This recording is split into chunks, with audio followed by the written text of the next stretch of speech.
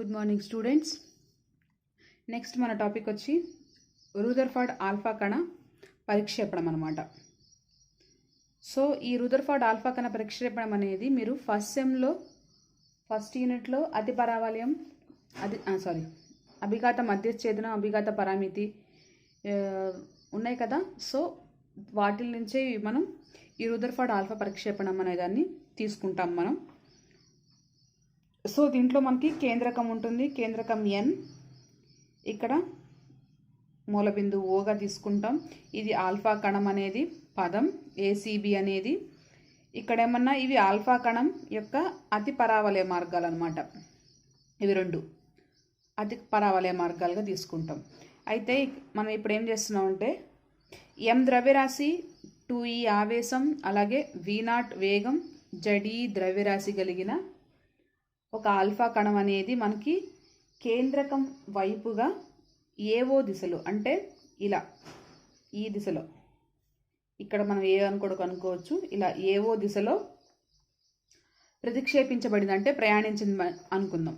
ఇలా ఏవో దిశలో అంటే ఎం ద్రవ్యరాశి, 2e వేగం, 2e ఆవేశం, V వేగం, Ze ద్రవ్యరాశి కలిగిన ఒక ఆల్ఫా కణం అనేది ఏవో మార్గంలో ప్రయాణించింది అనుకుందాం. అయితే ఈ ఆల్ఫా కణం అనేది ఈ కేంద్రకానికి సమీపించే కొలది అది వికర్షణ బలానికి లోనవుతుంది అనమాట. సో వికర్షణ బలానికి లోనయ్యి అది పరావలయ మార్గాన్ని, అంటే ఇలా అతి పరావలయ మార్గాన్ని ఇక్కడ మనం చూపించాం కదా, ఆల్ఫా కణం అతి పరావలయ మార్గం.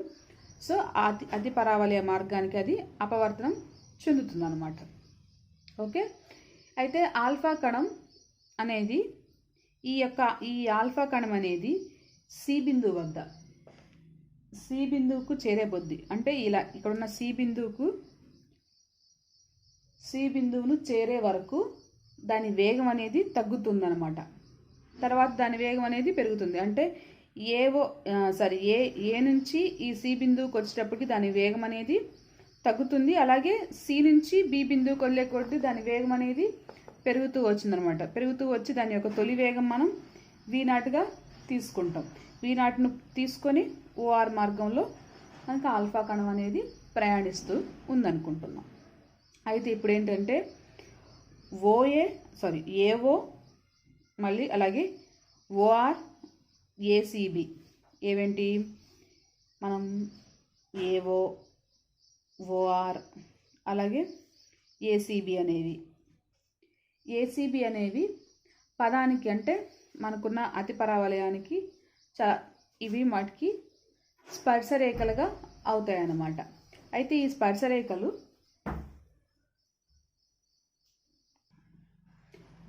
ఇవి స్పర్శరేఖలుగా తీసుకుంటున్నాం అనమాట. అయితే ఇప్పుడు ఏమంటున్నాం అంటే ఆల్ఫా కణం తొలి గమన దిశ ఎన్ నుంచి, అంటే ఇక్కడ ఆల్ఫా కణం ఉంది కదా, ఫస్ట్ ఇది ఆల్ఫా కణం, ఈ తొలి గమన దిశ ఎన్ నుంచి కేంద్రకం వైపు బి బిందువు, అంటే ఇలా కేంద్రకం వైపుగా ఆల్ఫా కణం తొలి గమన దిశ ఎన్ నుంచి గీచిన లంబ దూరాన్ని మనం పీగా తీసుకుంటున్నాం. దీన్నే మనం ఏమంటామంటే అభిఘాత పరామితిగా అంటాం. కేంద్రకం నుంచి లంబ దూరంగా గీచిన గీతను మనం అభిఘాత పరామితిగా అంటాం. పరిక్షేపణ కోణాన్ని మనం పైగా తీసుకుంటాం. అయితే ఇప్పుడు ఆల్ఫా కణాన్ని మనకి లక్ష్య కేంద్రకం ఏ నుంచి, లక్ష్య కేంద్రకం ఎన్ వైపుగా ప్రయోగించినట్లయితే, అంటే ఇలా ఈ ఆల్ఫా కణం అనేది ఇలా ప్రయోగించినప్పుడు అప్పుడు మనకి ఏమవుతుంది, పి అనేది ప్రయోగించాం కాబట్టి P = 0 అవుతుంది. సో ఈ సందర్భంలో మనకి ఏం చేస్తామంటే ఆల్ఫా కణం కేంద్రకం వైపుగా, అంటే ఇలా ఈ కేంద్రకం వైపుగా B దూరం వరకు వచ్చి అక్కడికి ఆగి మళ్ళీ వెనక్కి వెళ్తుంది అనమాట. అంటే ఇలా కేంద్రకం వైపుకి వచ్చి మళ్ళీ వెనక్కి వెళ్ళిపోతుంది. పరిక్షేపణ కోణం మనకి 180 వస్తుంది.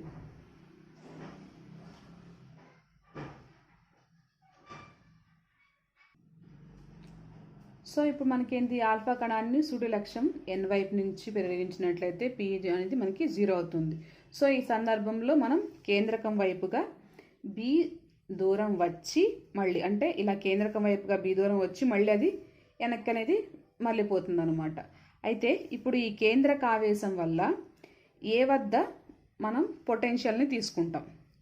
సో ఏ వద్ద పొటెన్షియల్ని మనం ఏ విధంగా తీసుకుంటామంటే కేంద్రక ఆవేశం వల్ల ఏ వద్ద పొటెన్షియల్ మనకి పొటెన్షియల్ అంటే మామూలుగా 1/4πε0 Q/r తీసుకుంటాం. సో అదే తీసుకుంటాం ఇక్కడ మనం 1/4πε0. ఇక్కడ Q అంటే ఆవేశం ఎంత మనకి జడి ఆవేశం అలాగే దూరం అంటున్నాం కాబట్టి దూరం బీగా తీసుకుంటున్నాం అనమాట. సో ఇది అయితే ఇప్పుడు ఆల్ఫా కణంపై ఇక్కడున్న ఆల్ఫా కణంపై స్థితిజ శక్తి తీసుకుంటాం. సో ఆల్ఫా కణంపై స్థితిజ శక్తి 1/4πε0 జడి ఇంటూ దాని యొక్క 2E/b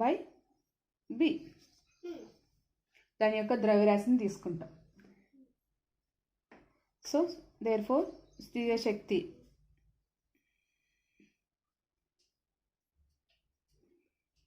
is equal to 2ZE²/4πε0b. Okay.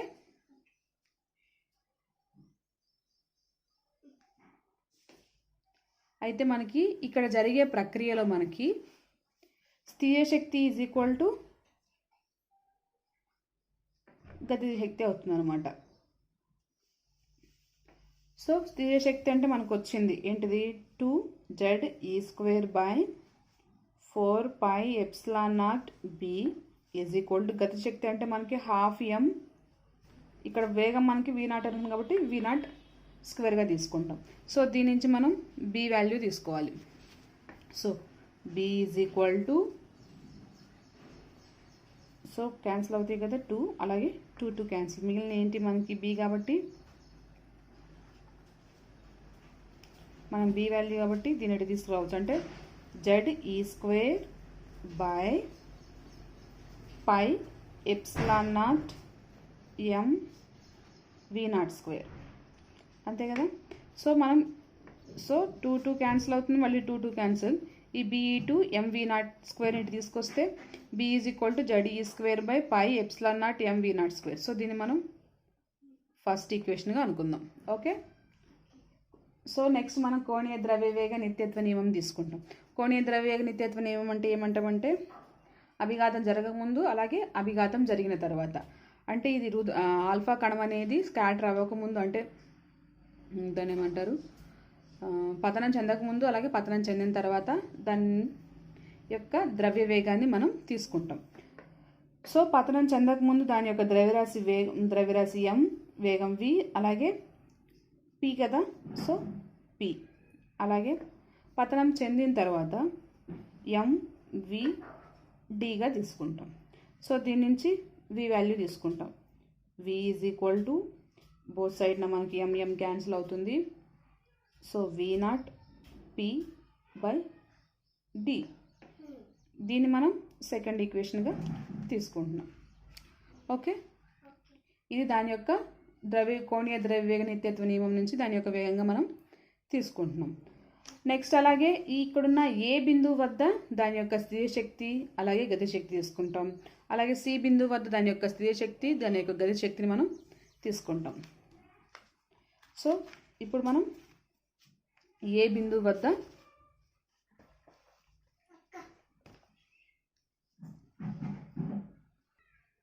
Next మనం ఇప్పుడు ఏమంటున్నాం, ఏ బిందువు వద్ద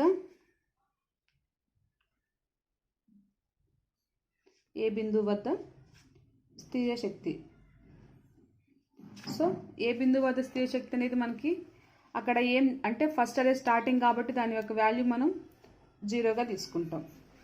అలాగే గతి శక్తి మనకి 1/2m, వేగం కాబట్టి v0². అలాగే సి బిందువు వద్ద తీసుకుంటాం. సో సి బిందువు వద్ద సేమ్ స్థితిజ శక్తి సి బిందువు వద్ద కాబట్టి వేగం పెరుగుతుంది కాబట్టి 2ZE²/4πε0d. అలాగే గతి శక్తి 1/2m v² అవుతుంది. సో మనం ఇప్పుడు దేర్ఫోర్ శక్తి నిత్యత్వ నియమం నుంచి తీసుకుంటాం. సో శక్తి నిత్యత్వ నియమం ప్రకారం సో ఏ బిందువు దగ్గర అలాగే ఈజ్ ఈక్వల్ టు బి బిందువు దగ్గర తీసుకుంటాం. సో ఏ బిందువు దగ్గర half M v0 square plus 0 is equal to half M V square plus 2z E square by 4 pi epsilon naught D. Okay, so ఇప్పుడు మనకి ఏమైంది, బోత్ సైడ్స్నా దీంట్లో మనం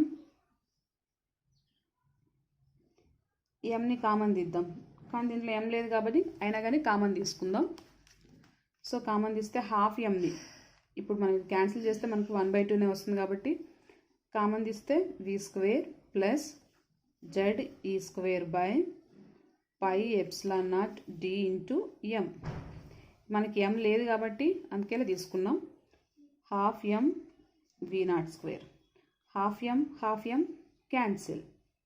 సో మిగిలింది ఏంది, v0 square is equal to v square plus z ఈ square by pi epsilon naught d m. Okay, so దీని నుంచి మళ్ళీ మనం విని తీసుకుంటాం. So we square is equal to v0 square minus z ఈ square by pi epsilon naught D M. అయితే మనకి జెడ్ ఈ స్క్వేర్ మనం బి వాల్యూ కనుక తీసుకున్నట్టయితే ఫస్ట్ ఈక్వేషన్ నుంచి బి వాల్యూ చూడండి, మనకి జెడ్ ఈ square by pi epsilon naught M v0 square కదా. సో ఈ బి వాల్యూని మనం దాంట్లో ప్రతిక్షేపించుకుంటే సో దీని నుంచి మళ్ళీ మనకి v0 స్క్వేర్ మైనస్ అప్పుడు జెడ్ ఈ స్క్వేర్, v0 లేదు కాబట్టి మనం దీని ఎలా రాసుకోవచ్చు, B v0 square by D. ఇక్కడ రాసుకోవాలి మీరు ఫ్రమ్ 1 అని. సో బి వాల్యూ ఎంత మనకు వచ్చింది, జెడ్ ఈ స్క్వేర్ పై ఎప్సిలాన్ నాట్ ఎం వి స్క్వేర్ కాబట్టి. సో ఈ వాల్యూని దాంట్లో ప్రతిక్షేపించుకుంటే v0 స్క్వేర్ లేదు కాబట్టి పైన కింద మనం v0 స్క్వేర్ని మనం మల్టిప్లై చేసుకొని తీసుకుంటే ఈ విధంగా వస్తుంది. ఓకే,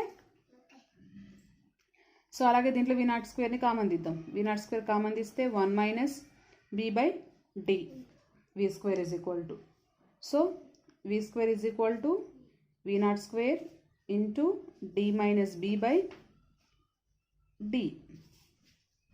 సో దీన్ని మనం ఈక్వేషన్ 3గా తీసుకుందాం.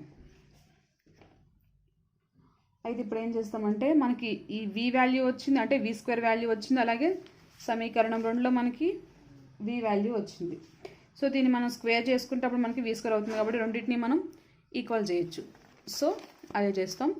సమీకరణం 1 అండ్ 2.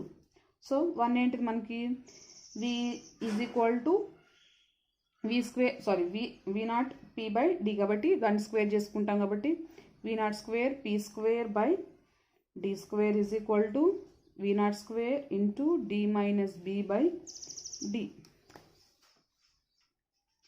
సో ఈ విధంగా బోత్ సైడ్న మనం వి స్క్వేర్ అలాగే ఒక డి క్యాన్సిల్ అవుతుంది. మిగిలిన ఏంటి మనకి P square by D is equal to D minus B. So దీని నుంచి P square is equal to D into D minus B. So దీన్ని మనం 4th ఈక్వేషన్గా తీసుకున్నాం. సో అతి పరావలయ ధర్మాల నుంచి మనం అతి పరావలయ ధర్మాలు ఉన్నాయి కదా మనకి, ఉత్కేంద్రత మనం అంటాం ఈ is equal to secant theta, అలాగే ఎఫ్ అనేది నా అభ్యంతరం అయితే దాన్ని ఏఈగా తీసుకుంటాం. అయితే ఇప్పుడు మనకి ఇక్కడ ఎన్ఓ అనేది మనం ఏ విధంగా తీసుకుంటామంటే ఏ సీకెంట్ తీటాగా తీసుకుంటాం అనమాట. So n o is equal to a secant తీటాగా తీసుకుంటాం. అయితే ఇప్పుడు మనం పటంలో చూసుకున్నట్టయితే సో ఇది మన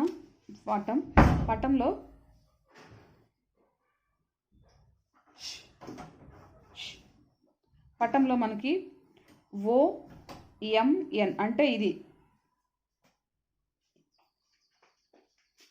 ఓఎంఎన్ ఇది లంబకోణ త్రిభుజం అనుకుంటే దీన్ని మనం దీన్ని మనం లంబకోణ త్రిభుజం లాగా తీసుకుంటే ఈ లంబకోణ త్రిభుజం నుంచి సైన్ తీటా తీసుకుంటాం. సైన్ తీటా ఏంటిది? ఎదుటి భుజము బై కర్ణము. సో ఎదుటి భుజం ఏంటిది? పి. అలాగే కర్ణం అంటే మనకి ఇక్కడ ఎన్ఓ. సో అదే రాస్తాం ఇక్కడ మనం. So triangle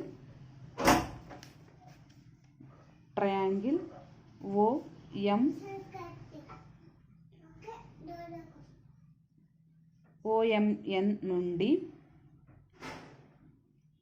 sign theta is equal to P by N O. So దీని నుంచి మనం ఎన్ఓని తీసుకుంటాం.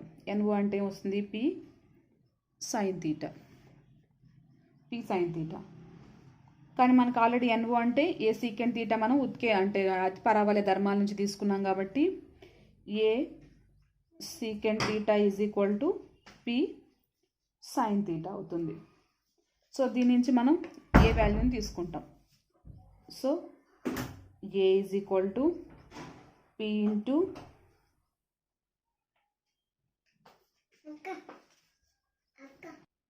నేను ఇక్కడ రాంగ్ చెప్పాను చూడండి. Sine theta is equal to P by n o కదా. మనం ఎన్ఓ అంటే పి బై సైన్ తీటా వస్తుంది. ఓకేనా? P by sine theta. So 1 by sine theta అంటే మనకి కోసికెంట్ తీటా కాబట్టి. So a secant theta is equal to p cosecant theta. So దీని నుంచి a is equal to p into cosecant theta by secant theta. అంటే మనకి ఇక్కడ p cot theta వస్తుంది. Okay.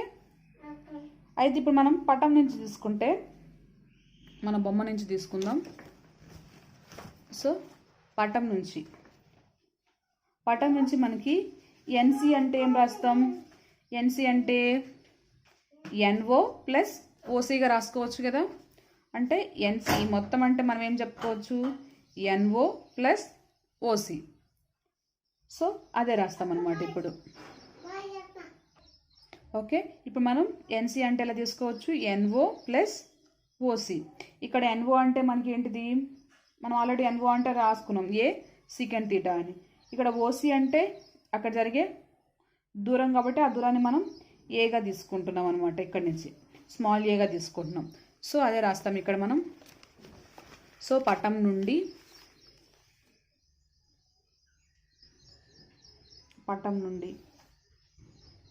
NC is equal to n o plus o c. అంటే n c అంటే దాని యొక్క డిస్టెన్స్ మనం డీగా తీసుకుంటే a secant theta plus a. So దీని నుంచి d is equal to a common తీస్తే సీకెంట్ తీటా ప్లస్ 1. ఓకే. అయితే ఇప్పుడు సీకెంట్ తీటా ప్లస్ 1 వచ్చిన తర్వాత దాని నుంచి మనం అంటే ఫిగర్ నుంచే తీసుకుంటున్నాం కదా. మొత్తం పటం నుంచే మనం ఆ విధంగా తీసుకున్న తర్వాత మనకి ఏ అంటే ఎంత వచ్చింది? మళ్ళీ ఏ అంటే మనకి ఏ అంటే పి కాట్ తీటా వచ్చింది. సో ఆ వాల్యూని మనం ప్రతిక్షేపించుకోవాలి. D is equal to p cot theta into secant theta plus 1. Okay. లోపలికి మల్టిప్లై చేద్దాం. పిని అంతే ఉంచి cot theta secant theta plus cot theta. Okay. So d is equal to p into మళ్ళీ కాట్ అంటే ఎలా రాస్తాం మనం? Cos theta by sine theta. అలాగే సీకెంట్ అంటే 1 by cos theta plus cot అంటే మళ్ళీ cos theta by sine theta. ఇప్పుడు మనం క్యాన్సిల్ పోతాయి కదా. సో క్యాన్సిల్ అయిన తర్వాత మిగిలింది ఏంది? P into 1 by sine theta plus cos theta by sine theta. ఇప్పుడు మనం కసాగు తీసుకున్నాం అనుకోండి. కసాగు తీసుకుంటే 1 plus cos theta by sine theta P into కదా. సో అలాగే నెక్స్ట్ అలాగే పి ఇంటూ కాస్ తీటాని మనం ఏ విధంగా రాస్తామంటే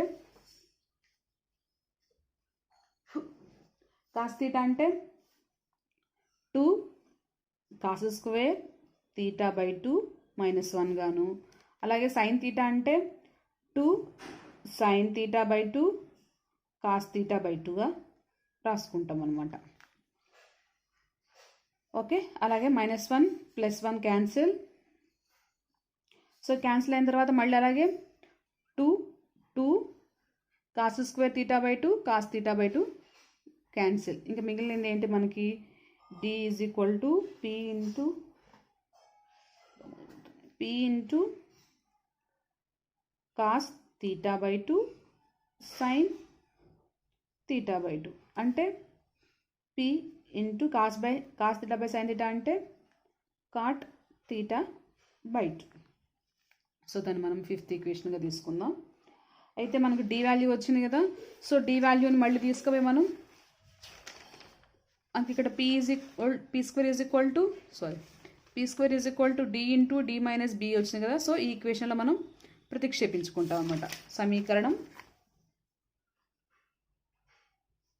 5 మరియు 4 నుంచి. సో ప్రతిక్షేపించుకుంటే p square is equal to p cot theta by 2 into p cot theta by 2 minus b. ఓకేనా. సో దీని నుంచి అలాగే లోపలికి మల్టిప్లై చేద్దాం. p square is equal to లోపలికి మల్టిప్లై చేస్తే మనం దీంట్లో ఒక p క్యాన్సిల్ పోతే మనకి pని మాత్రం మిగిలింది కాబట్టి p is equal to p cot square theta by 2 minus b cot theta by 2. So only pl రాసుకుందాం. అంటే ఇక్కడ b cot theta by 2 is equal to p cot square theta by 2 minus p. దీంట్లో p common తీసుకుంటే p common తీసామనుకో ఇప్పుడేమొస్తుంది cot square theta by 2 minus 1. Okay. So అలాగే ఇక్కడ మనకి నెగిటివ్ వైపు b ఉంది. So b is equal to దీన్ని ఇటు తీసుకుపోతే p into cot square theta by 2 by cot theta by 2 minus 1 by cot theta by 2గా రాసుకున్నాం. సో స్క్వేర్కి దీనికి క్యాన్సిల్. సో మిగిలింది ఏంటి మనకి b is equal to p into cot theta by 2 minus 1 by cot theta by 2. Okay. So ఇప్పుడు cot theta by 2 అంటే మనం ఏం రాస్తాం p into cot theta by 2 అంటే cos theta by 2 by sine theta by 2. ఇది reverse ఉంది కాబట్టి sine theta by 2 by cos theta by 2. So కసాగి తీసుకుందాం. కసాగి తీసుకుంటే మనకి ఏమొస్తుంది sine theta by 2 cos theta by 2 వస్తుంది. సో అప్పుడు cos square theta by 2 minus sine square theta by 2 వస్తుంది. So cos square theta by 2 minus sine square theta by 2 by sine theta by 2 cos theta by 2 ఈ మొత్తం నుంచి p అవుతుంది. Okay. So అలాగే next వచ్చేసి ఈ cos square theta by 2 minus sine square theta by 2 అంటే మనకి 2 కాస్ తీటా అనమాట. ఇదంటే మనకి సైన్ తీటా అని మనం ఆల్రెడీ రాసుకున్నాం కదా. So p into 2 cos theta by sine theta అంటే ఇది ఎంత వస్తుంది మనకి 2p కాట్ తీటా. అంతేనా. కాస్ బై సైన్ అంటే కాట్ తీటానే కాబట్టి సో అవుతుంది. అయితే ఇప్పుడు మనం ఏం చేస్తాం మళ్ళీ పటం నుంచి అంటే ఫిగర్ నుంచి తీసుకుంటే theta plus phi is equal to అంటే ఈ మొత్తం ఇక్కడి నుంచి ఇక్కడికి ఈ మొత్తం అంటే మనకి 180 degrees అవుతుంది కదా. మొత్తం ఫుల్ అయితే 360 అవుతుంది. ఓన్లీ హాఫ్ కాబట్టి మనకి 180 అంటే theta plus pi plus theta is equal to 180 అవుతుంది. సో అదే రాద్దాం ఇక్కడ. సో పటం నుండి theta plus pi plus theta is equal to pi అంటే 2 theta plus 5 is equal to pi. So దీని నుంచి 2 theta is equal to pi minus 5. So theta is equal to, so దీని నుంచి తీటా అంటే మనకి π/2 మైనస్ 5/2. సో మనకి ఇప్పుడు మనం దీన్ని 6th ఈక్వేషన్ అనుకుందాం, దీన్ని 7th అనుకుందాం. సో ఈ 2p అంటే 2p cot తీటాలో మనం ఈ వాల్యూని ప్రతిక్షేపిద్దాం.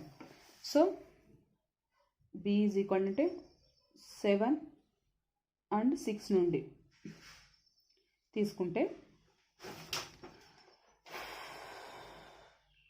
తీసుకున్నాం అనుకోండి, అప్పుడేమొస్తుంది b is equal to 2p cot theta అంటే మనకి π/2 మైనస్ 5/2 కదా. సో cot π/2 మైనస్ 5/2 అంటే tan 5/2 వస్తుంది. So b is equal to 2p tan 5/2. So దీని నుంచి మనం tan 5/2 తీసుకుంటాం. ఇప్పుడేమొస్తుంది b/2p వస్తుంది. ఓకే, b/2p వచ్చిన తర్వాత మనకి ఫస్ట్ ఈక్వేషన్ ఉన్నది కదా. ఫస్ట్ ఈక్వేషన్ ఏంటిది? b is equal to ZE² by pi epsilon naught mv². b value వచ్చింది. సో ఆ b వాల్యూని ఈ ఈక్వేషన్లో ప్రతిక్షేపించుకుంటాం అన్నమాట. అంటే మనకేమొస్తుంది ఇక్కడ tan 5/2 is equal to ZE² by 2π epsilon naught mv02 p అవుతుంది. సో రూదర్ఫర్డ్ ఆల్ఫా కణం యొక్క పరిక్షేపణం వాల్యూ ఇది. ఓకే, ఇది మీకు నేను నోట్స్ పంపిస్తాను, వాట్సాప్లో రాసుకోండి. ఒకవేళ మధ్యలో ఏమైనా అర్థం కాకపోతే మళ్ళీ అడగండి, చెప్తాను నేను. Thank you.